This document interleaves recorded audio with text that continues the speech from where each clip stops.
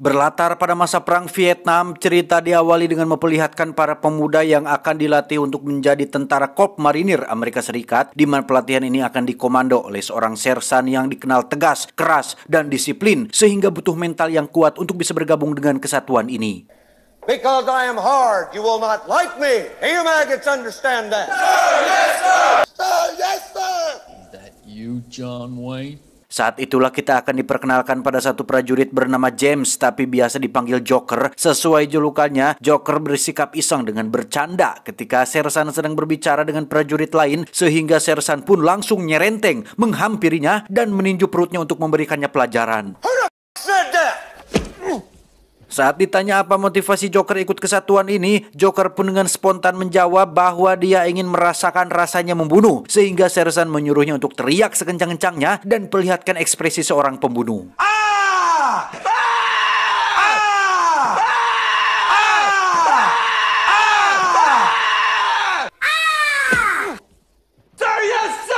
Dari sekian banyak calon prajurit, ada satu pemuda bernama Leonard yang bersikap cungah-cangeh alias senyum-senyum sendiri, nampak seperti menyepelekan dan merendahkan sersan, padahal tidak bermaksud seperti itu, sehingga sersan menyuruhnya untuk balem dan hilangkan senyuman itu dari wajahnya. 1, 2, 3. Sir, I can't help it. Dan ya, Leonard ternyata adalah seorang pemuda yang mohon maaf bisa dibilang memiliki kecerdasan yang rendah, atau dalam bahasa ilmiahnya biasa disebut dengan geblah-gebloh atau boloho. Namun sersan yang punya banyak pengalaman dalam menghadapi orang random tentu sudah punya cara tersendiri untuk mengatasinya. Salah satunya adalah dengan mencekik leher prajurit tersebut sampai hampir kehabisan nafas. Are you through grinning? Alhasil, cara tersebut sukses membuat Leonard kehilangan senyum manjanya selama berada di kesatuan ini. Sir, yes, sir. Sir, Private Brown, sir. Yes, sir. 2 minggu berlalu, mereka terlihat sudah bisa melakukan gerak jalan dan baris berbaris dengan rapi dan kompak, sampai sersan menyuruh mereka untuk angkat senjata dan letakkan di bahu kiri. Leonard lagi-lagi melakukan kesalahan fatal yang membuatnya harus mendapatkan sebuah hukuman. Help, help, help, help, help, help, help. Help, help, help, over, this is what she said. Mama rolled over, this is what she said. Malam harinya sersan memberitahu tentang senjata yang ada di tangan mereka adalah senjata yang harus dijaga dengan baik. Anggap seperti ayang beb sendiri yang setiap detik dan setiap menit selalu kepikiran. Mereka lantas tidur di atas ranjang sambil mengucapkan janji untuk selalu menjaga dan merawat senjata mereka masing-masing. Beberapa hari berlalu, para kandidat pun memasuki tahap pelatihan fisik, yang di sini Leonard kembali menunjukkan kelemahan dan kemelehoyannya ketika fisiknya belum siap ditempa dengan pelatihan keras seperti para prajurit yang lain. Pull! Pull, pile, pull! Miracles your ass up there by now. What up and over? Move it, move it, move it! Alhasil, siapa yang direpotkan? Tentu saja adalah teman-teman seperjuangan Leonard yang dengan begitu solidnya membantu dan mendampingi Leonard untuk bisa menyelesaikan setiap tahap pelatihan fisik ini. Quickly! Move it up! Hustle it up! Quickly, quickly, quickly! Sebagai orang yang ditunjuk sebagai komandan squad, Joker bertanggung jawab atas semua rekan-rekannya yang lambat dalam belajar, yang sudah tidak perlu ditanyakan lagi. Leonard adalah satu-satunya prajurit boloho yang mendapat treatment khusus, sehingga Joker harus berulang-ulang kali menjelaskan dan mempraktekkan apa saja kewajiban mereka di barak pelatihan ini. Left one over the right, make a 4-inch fold. The bolt goes in the receiver. Beberapa waktu berlalu, Leonard akhirnya menunjukkan kemajuan yang cukup signifikan berkat didikan dari seorang Joker, sehingga untuk sementara waktu, sersan bisa menghemat tenaga dan darah tingginya untuk hal-hal yang lain.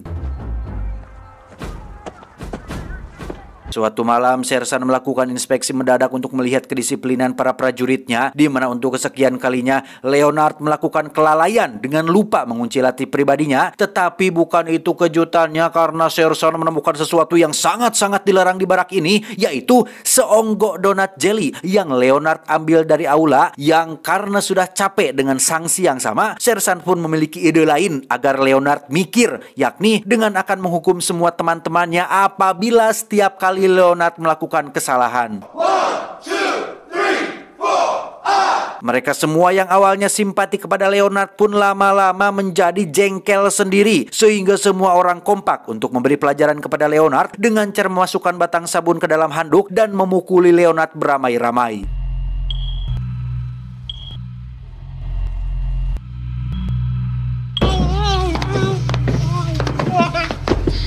Sejak malam itu sikap Leonard tiba-tiba menjadi aneh dan sering bengong sendiri dengan tatapan mata yang kosong. Bahkan Joker sempat memergokinya berbicara dengan senjatanya, yang hal itu cukup menimbulkan pertanyaan tersendiri tentang apa yang sudah terjadi kepada si Leonard ini. Sisi baiknya, Leonard benar-benar sudah berubah menjadi sosok prajurit yang disiplin, bahkan mampu melewati tes menembak dengan baik, hingga mereka semua resmi ditetapkan sebagai para prajurit yang sudah siap untuk terjun ke medan perang. I just want my M14. Today, you are Marines. Living, ladies. Kill, kill, kill. You'll all be able to do the same thing. Suatu malam ketika semua orang sudah tidur, Joker benar-benar terkejut oleh sosok Leonard yang sedang duduk sendirian di toilet sambil memegangi senjata miliknya, di mana dia tiba-tiba berteriak sambil melakukan gerakan disiplin hingga membuat semua orang bangun dari tidurnya.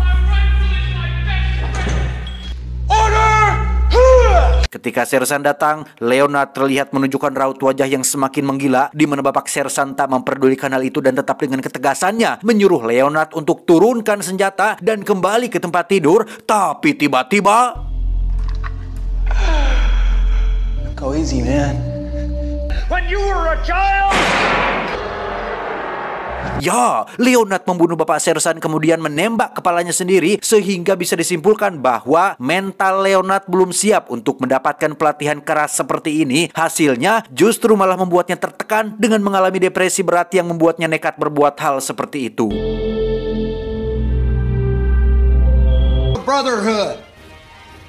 From now on, Bertahun-tahun kemudian, Joker kini bertugas di Vietnam sebagai jurnalis militer yang akan meliput dan membuat berita mengenai kondisi dan situasi yang terjadi di medan perang, di mana wilayah tempatnya meliput nampaknya tidak perang-perang amat. Bahkan Joker dan rekannya yang bernama Raptorman ini masih bisa ngopi di pinggir jalan tanpa khawatir atau takut akan ada serangan mendadak atau rudal yang tiba-tiba jatuh dari atas atau terjadi sesuatu situasi yang tegang yang beradrenalin. Sekalipun ada ketegangan, itu hanya diakibatkan oleh tindakan kriminal biasa seperti saat kamera milik Raptorman dirampas oleh seorang begal yang mendedikasikan hidupnya untuk kungfu ala Stephen Chow.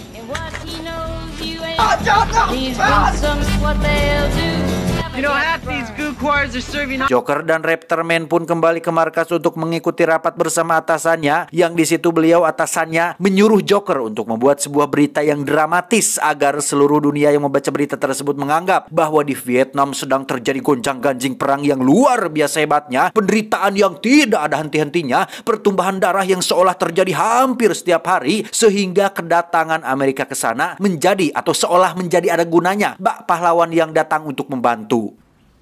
Joker, I've told you we run two basic stories. Faktanya, situasi di Vietnam tidaklah separah itu. Orang-orang pribumi di sana justru malah santai-santai saja menjalani aktivitas mereka secara normal. Yang riweuh dan ribet sendiri justru malah tamu dari luar, yakni tentara Amerika sendiri. Sehingga Joker yang menyadari propaganda ini pun sempat menolak untuk mendramatisir cerita di dalam beritanya. Namun karena ini adalah perintah atasannya, dan atasannya atas perintah dari bosnya, dan bosnya atas perintah dari pemerintah, dan pemerintah atas perintah dari oknum-oknum pemimpin yang tidak bertanggung jawab dan hanya mementingkan kepentingan dan keuntungan pribadi. Alhasil, Joker yang hanya seorang bawahan dan tak punya power pun hanya bisa manut-manut saja dengan perintah atasannya tersebut.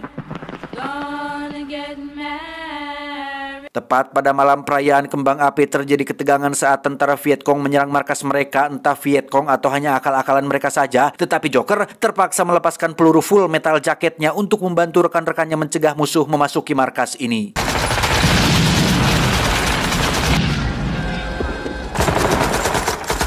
Keesokannya, sang atasan langsung menginformasikan bahwasannya situasi sudah semakin memburuk. Vietcong yang dianggap sebagai para pemberontak pun katanya sudah menguasai beberapa wilayah mereka, sehingga Joker dan Raptorman dikirim menuju baris depan peperangan demi meliputi situasi dan kondisi di sana, yang apabila mereka berdua tidak menemukan kekejaman sesuai yang diinginkan, maka bolehlah mengaranglah, dramatisirlah, tambahinlah beritanya supaya ceritanya bisa lebih menarik dan selalu FYP di seluruh dunia.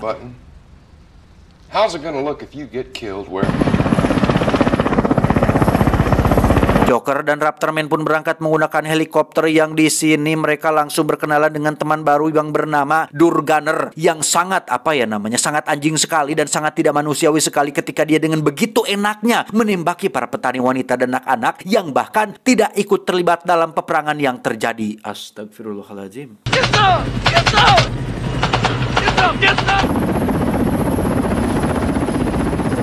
Setelah turun di titik aman pendaratan, Joker masih harus berjalan kaki menuju garis depan yang di situ dia sempat teralihkan oleh penemuan beberapa mayat warga lokal Vietnam yang katanya sengaja dibantai oleh pasukan NVA atau North Vietnam Army, di mana sebagian besar mayat-mayat ini adalah para pegawai sipil seperti guru, kades, petugas pajak, dan lain-lain. Tak lama, seorang komandan di wilayah ini pun menghampiri Joker untuk bertanya tentang apa maksud Joker menggunakan helm bertuliskan Born to Kill tapi memakai pin berlambang perdamaian. Menurutnya kedua hal tersebut sangat kontradiktif alias bertolak belakang, sehingga Joker diperingatkan untuk jangan main-main dan seriuslah dalam menjalani tugas sebagai seorang prajurit. Sir. Setibanya di lokasi garis depan peperangan, Joker secara kebetulan bertemu dengan teman lamanya waktu di barak pelatihan yang bernama julukan si Cowboy, yang di situ juga ada seorang prajurit senior bernama Animal Mother yang tampak sinis kepada Joker sehingga keduanya sempat terlibat adu cungur. Roger, come on. Sit down. Come on, new guy. Faktanya, situasi ini medan perang tidaklah serius-serius amat dan tegang-tegang amat karena pada kenyataannya mereka masih bisa santai dalam waktu-waktu tertentu, seperti salah satu prajurit yang sengaja meletakkan jasad seorang Vietcong yang sudah berhasil dibunuhnya.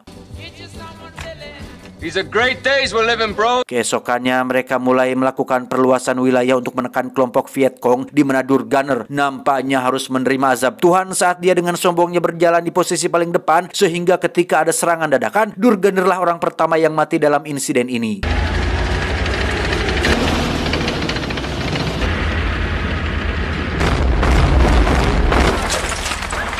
Rupanya musuh saat ini berada di dalam sebuah gedung kosong, sehingga dengan jumlah dan persenjataan lengkapnya, Joker dan kawan-kawan berhasil memukul mundur kelompok Vietcong tersebut.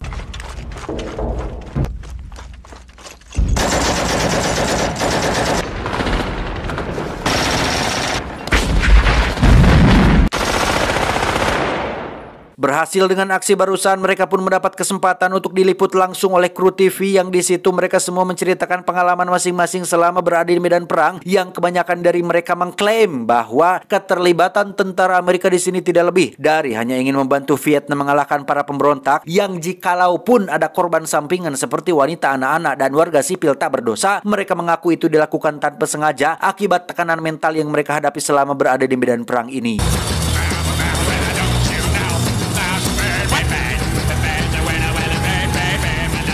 Dan ya, dalam waktu senggang dan hitung-hitung merayakan keberhasilan, para prajurit ini terbiasa memanfaatkan waktu singkat tersebut untuk melepaskan hormon-hormon jangar di kepala mereka dengan cara mengundang seorang perempuan asli Vietnam untuk sesuatu yang pasti Anda semua yang menonton sudah paham lah. Inilah jeleknya negara barat. Mereka memiliki suatu kebiasaan buruk yang sulit dihilangkan. Niat mereka kesini adalah untuk membantu warga sipil memerangi pemberontakan dan demi keadilan dan membela kebenaran. Alangkah baiknya apabila niat baik tersebut diiringi dengan perilaku yang baik juga, tetapi kembali lagi, itu hak mereka, kehendak mereka. Tapi ingat, ada zat yang tidak pernah tidur dan selalu memperhatikan dan melihat apapun yang kita lakukan. Hey, I won't be long. I'll skip the foreplay. Singkat cerita, pasukan garis depan ini pun tiba di kota yang disinyalir menjadi sarang para pemberontak, di mana salah satu prajurit pun tewas terkena ranjau yang membuat Joker dan kawan-kawan menjadi agak ketar-ketir. He's dead. Satu prajurit bernama Samsul pun dikirim sendiri untuk maju dan memeriksa lokasi, di mana hal itu adalah sebuah ide yang buruk setelah Vietcong melakukan serangan yang sisi baiknya membuat Joker dan kawan-kawan mengetahui di mana posisi musuh bersembunyi saat ini.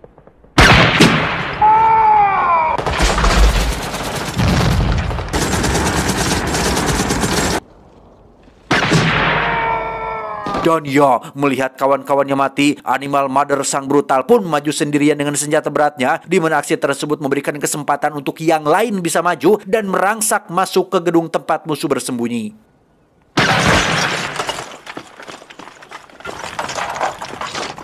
Saat sedang menghubungi pusat itulah, Cowboy yang merupakan sahabat Joker pun harus tewas tertembak, sehingga mereka tidak memiliki pilihan lain selain maju dan menyerang tanpa adanya bala bantuan yang akan datang.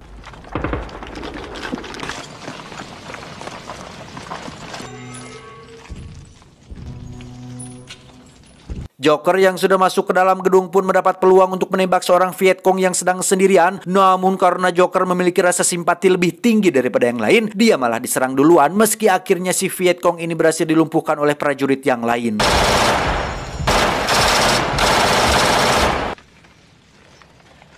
Dalam detik-detik sakaratul mautnya si Vietcong yang seorang perempuan pun sempat memanjatkan doa dan meminta mereka semua untuk segera akhiri hidupnya, dan orang yang ditunjuk untuk melakukannya adalah Joker yang meski ingin menyelesaikan masalahnya secara damai dan baik-baik, namun fakta di lapangan mengharuskan dia menjadi monster pembunuh yang tidak memiliki rasa kasihan sedikit pun. Setelah keberhasilan barusan, Joker dan kawan-kawan pun terus maju menekan kelompok Vietcong, namun pada akhirnya mereka harus kalah sesuai yang tertera dalam sejarah. Mamam.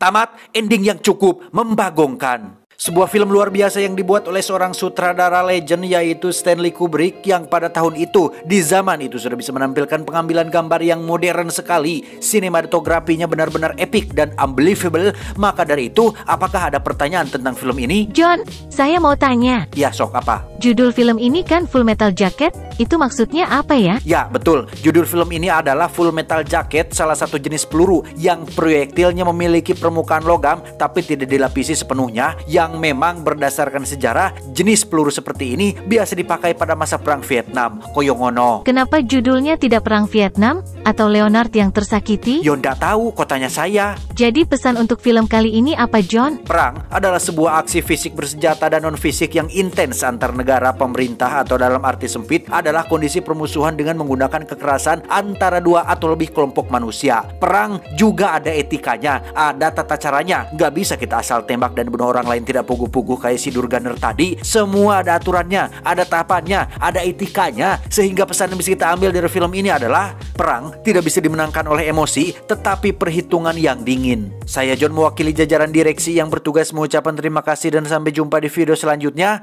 Adios, salon aktif Paman Takur.